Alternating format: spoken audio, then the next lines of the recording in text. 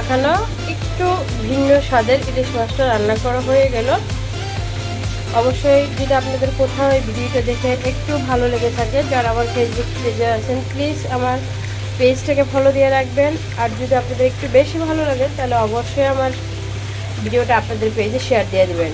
তো ভালো থাকবেন সবাই, আমার জন্য দোয়া করবেন। আমি আপনাদের প্রতিটি মেম্বারের জন্যই দোয়া করি। আজকের ভিডিও এই পর্যন্ত। আল্লাহ হাফেজ।